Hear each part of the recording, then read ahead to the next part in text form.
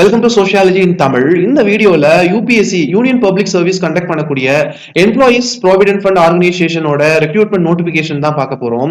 நீங்க எந்த கிராஜுவேஷன் முடிச்சாலும், especially BA sociology, MA sociology முடிச்சிருந்தாலும் இந்த எக்ஸாம்க்கு வந்து நீங்க அப்ளை பண்ணலாம். முக்கியமான டீடைல்ஸ் மட்டும் இந்த வீடியோல கொடுத்துருக்கேன். அதிகமான டீடைல்ஸ் நீங்க தெரிஞ்சுக்கணும் அப்படின்னா யூபிஎஸ்சியோட அபிஷியல் வெப்சைட் வந்து செக் பண்ணுங்க.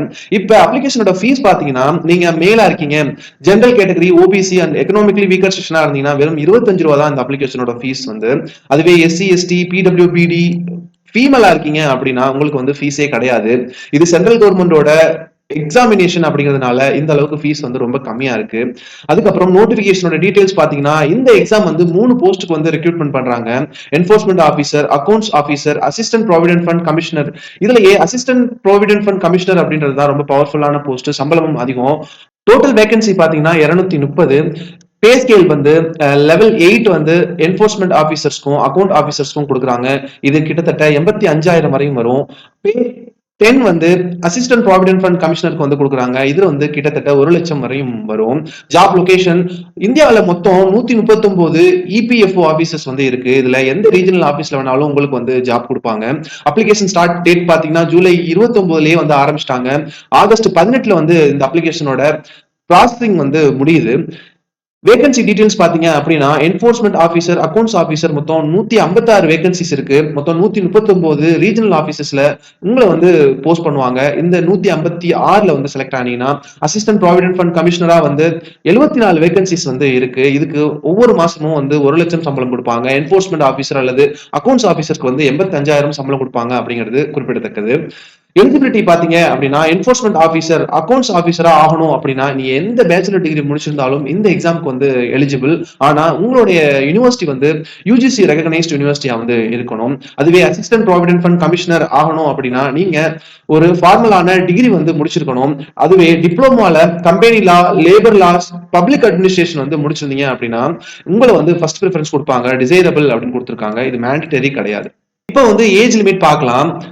ஆகஸ்ட் 18 2025 தான் லாஸ்ட் டேட் அப்படிங்கிறதுனால இந்த டேட்ல இருந்து உங்க டேட் ஆஃப் பர்த் வரையும் உங்களோட ஏஜை கால்குலேட் பண்ணி இந்த எக்ஸாம்க்கு நீங்க அப்ளை பண்ற மாதிரி இருக்கும்.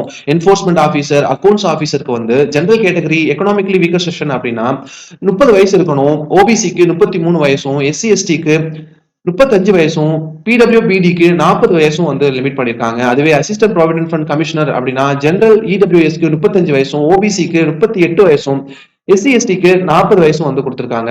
பிடபிள்யூடியில 45 வயசு வந்து ரிலாக்ஸேஷன் வந்து கொடுத்திருக்காங்க. எஸ்பெஷலி வந்து எக்ஸ் சர்வீஸ் மேனா இருந்தீங்க, சென்ட்ரல் கவர்மெண்ட் எம்ப்ளாயிஸ் அப்படி இருந்தீங்கன்னா உங்களோட ஏஜ் லிமிட் வந்து 45 அப்படிங்கிறதும் நீங்க நோட் பண்ணிக்கணும். இந்த எக்ஸாமோட செலக்ஷன் ப்ராசஸ் வந்து 2 ஸ்டேஜா நடக்கும். முதல் ஸ்டேஜ்ல வந்து கம்பைன் ரெக்ரூட்மெண்ட் டெஸ்ட், அதாவது ஆப்டிடியூட் டைப் டெஸ்ட் வந்து கண்டக்ட் பண்ணுவாங்க. பென் அண்ட் பேப்பர் பேஸ் பண்ணி 2 மணி நேரம் நடக்கிற இந்த டெஸ்ட்ல கொஸ்டின் பேப்பர் வந்து இங்கிலீஷ்லயும் ஹிந்திலையும் இருக்கும். எல்லா கொஸ்டினுக்கும் ஈக்குவலான மார்க்ஸ் வந்து கொடுக்குறாங்க. நீங்க 3 கொஸ்டின் வந்து தப்பா மார்க் பண்ணிட்டீங்க அப்படின்னா ஒரு கொஸ்டினோட மார்க் வந்து எடுத்துருவாங்க இந்த நெகட்டிவ் மார்க்கிங் சிஸ்டம்ல. உங்களுடைய மார்க் வெயிட்டேஜ் பாத்தீங்க அப்படின்னா நீங்க ஸ்கோர் பண்ற ஸ்டேஜ் 1 வந்து 75% ரேஷியோக்கும் 25% வந்து இன்டர்வியூக்கும் வந்து டிவைட் பண்ணிருக்காங்க. அதுக்கப்புறம் ஸ்டேஜ் 2ல வந்து இன்டர்வியூ கண்டக்ட் பண்ணுவாங்க. நீங்க ஸ்டேஜ் 1ல ஷார்ட் லிஸ்ட் ஆயிட்டீங்க அப்படின்னா, அதாவது சிஆர்டில வந்து ஷார்ட் லிஸ்ட் ஆயிட்டீங்கன்னா பர்சனல் இன்டர்வியூக்கு வந்து கூப்பிடுவாங்க. இந்த இன்டர்வியூல வந்து பெஸ்டா நீங்க பெர்ஃபார்மன்ஸ் கொடுக்கும்போது இந்த எக்ஸாம்க்கு வந்து செலக்ட் ஆகி ஃபைனலா போஸ்ட் கிடைக்கிறதுக்கும் அதிக வாய்ப்புகள் இருக்கு. சோஷியாலஜி படிச்சா குறிப்பிட்ட வேலைகள் மட்டும் தான் கிடைக்கும். யூபிஎஸ்சில ஐஏஎஸ், ஐபிஎஸ் போன்ற சிவில் சர்வீசஸ் மட்டும் தான் கிடைக்கும் அப்படின்னு இல்லாம யூபிஎஸ்சி கண்டக்ட் பண்ணக்கூடிய பல்வேறு எக்ஸாம்ல இந்த இபிஎஃப்ஓவும் ஒண்ணு அப்படிங்கிறத நீங்க தெரிஞ்சுக்கணும் அப்படிங்கிறதுக்காக இந்த வீடியோ ப்ரிப்பேர் பண்ணிருக்கேன். இதே மாதிரி சோஷியாலஜி ரிலேட்டட் எம்ப்ளாய்மெண்ட் ஆப்பர்ச்சுனிட்டிஸ் தெரிஞ்சுக்கணும் அப்படின்னா make sure you subscribe to this channel. I'll be uploading more videos like this, so make sure you subscribe to this channel. Thank you for watching. This is Mohammed signing off.